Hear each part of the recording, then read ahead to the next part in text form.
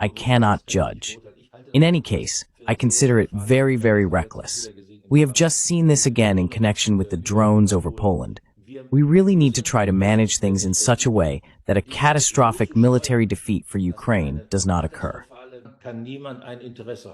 No one can have an interest in that.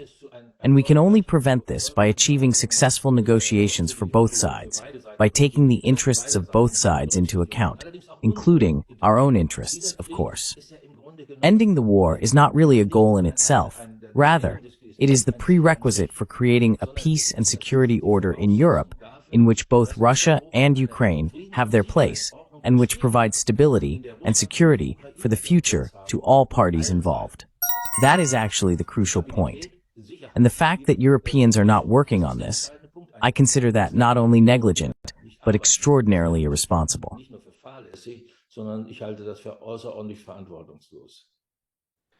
You make a very interesting point with how the peace proposal by China and Brazil were dismissed while the diplomatic efforts by Hungary was even punished. What is concerning that all of this happened now over 3.5 years, where the Europeans, we didn't even pursue any diplomacy with the Russians, not even talking to them. Now, I guess my great concern is, given that Russia considers this to be the incursion of NATO into Ukraine to be an existential threat, what would happen if Russia can't achieve its objective through diplomacy?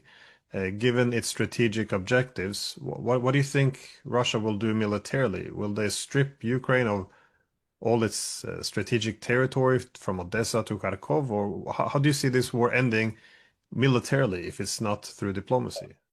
Yes, you are making a very important distinction.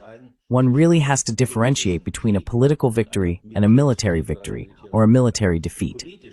Politically, I have always maintained that no one can win this war. Russia, too, has had to endure a significant setback, simply through Finland and Sweden joining NATO. That is certainly a major burden for Russia. So let's talk about the military aspects. I still believe that Russia wants to occupy these 4 regions within their former administrative borders. So not as was still possible at the beginning in Istanbul, where perhaps a referendum could have allowed the residents to decide.